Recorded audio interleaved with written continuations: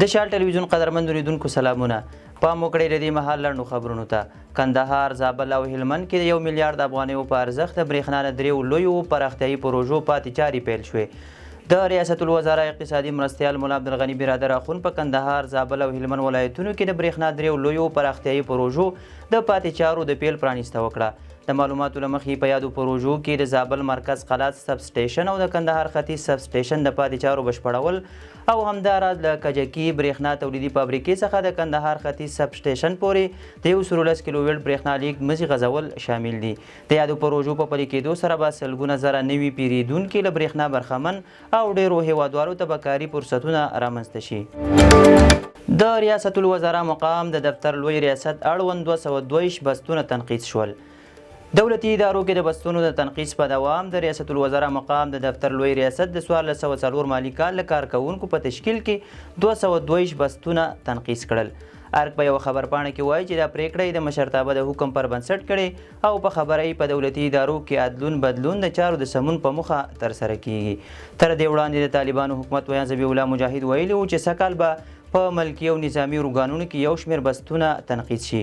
هغه ویلي و چې د تنقیص ډیره برخه نظامي ارګانونو کې پلي کیږي او کم تشکیلات په ملکي برخو کې هم تنقیص کیږي او په وینا یې له دې پروسې څخه یې موخه په سم ډول له خدماتو وړاندې کول، اداراتو کې د اصلاحاتو رامنځته کېدل، د دولتي ادارو د پړسوب مخنیوي او د حکومتدارۍ کاري پروسیجر مختصر کول دي.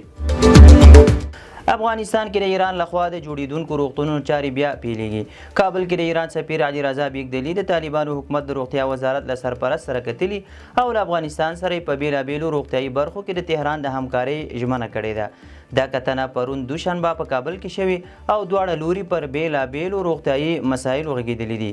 د عامې روغتیا وزارت د خبرپاڼې له مخې چې په دې کتنه کې د سرطاني ناروغیو برخه کې د روغتیایي کارکوونکو د ظرفیت لوړونې، د اړینو طبي تجهیزاتو برابرولو، د کابل په ابشار ساحه او بامیان ولایت کې د جوړیدونکو روغتونونو د څرنګوالي او د روغتیا برخه کې د دوه اړخیزو همکاریو په اړه خبرې شوې دي.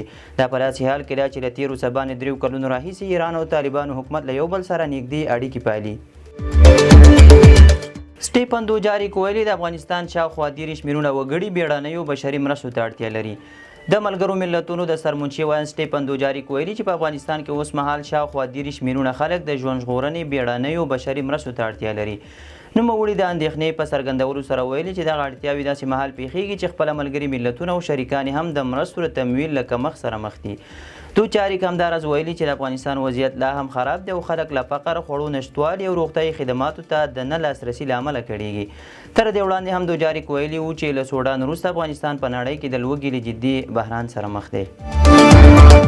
سعودي عربستان ته د حج ادا کولو په موخه د حاجیانو د انتقال بهیر پیل شو. د حج ارشاد او اوقاف وزیر شیخ نور محمد ثاقب ویلي چې له کابل هوایي ډګر څخه د حاجیانو د انتقال بهیر پیل شو.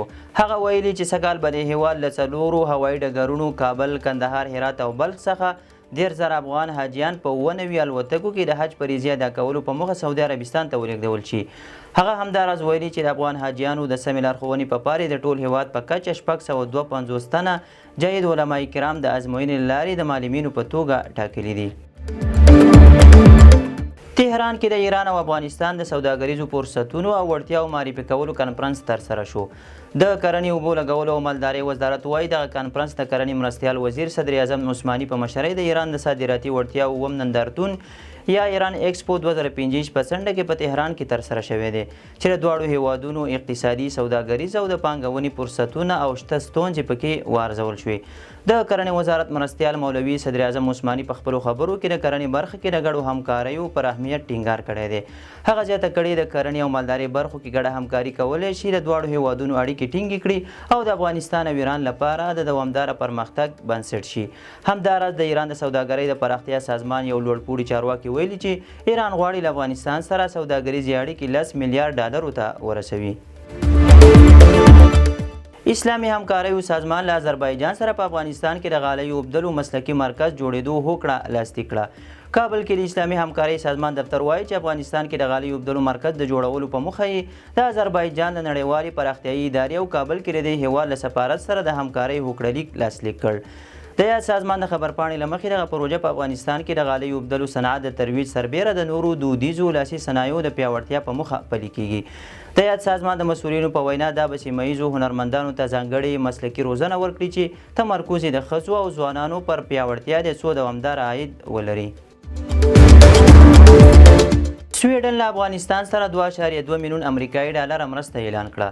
د خوړو نړیوال پروګرام وایي چې د سویډن د نړیوالې پراختیا او همکارۍ ادارې په افغانستان کې د میندو او ماشومانو د تغذیې د ملاتړ لپاره له یاد بنسټ سره 2.2 میلیون امریکایي ډالر مرسته اعلان کړه.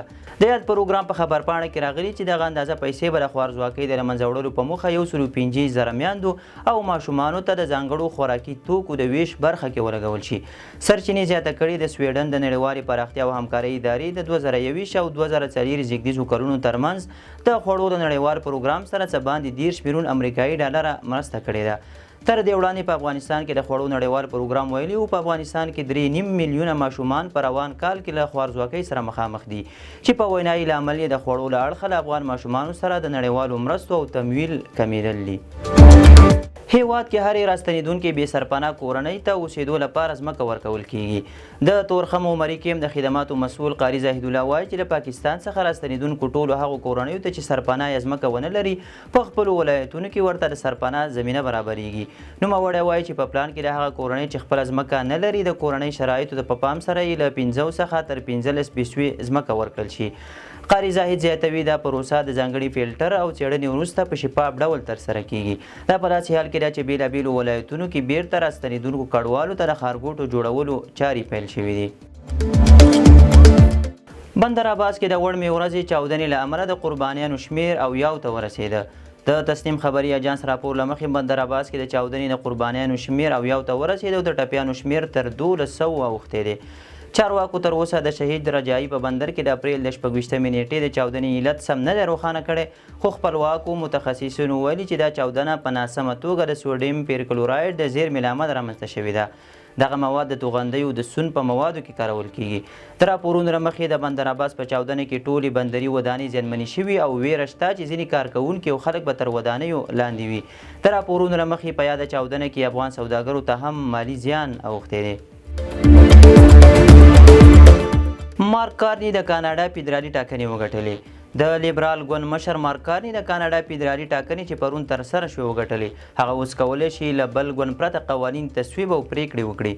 د رایو تر پای ته رسېدو وروسته اټکل کېده چې لیبرالان به د محافظه کار ګوند په پرتله د کاناډا د پارلمان له 343 څوکیو ډېرې ترلاسه کړي، خو ژر وتوانېد چې د پارلمان مطلق اکثریت رایې ترلاسه کړي. د لیبرال ګوند بریا د ټرمپ لخوا د سوداګریزې جګړې د پیل په دورشل کې د اقتصادي کړکېچ نوی بدلون بلل کیږي.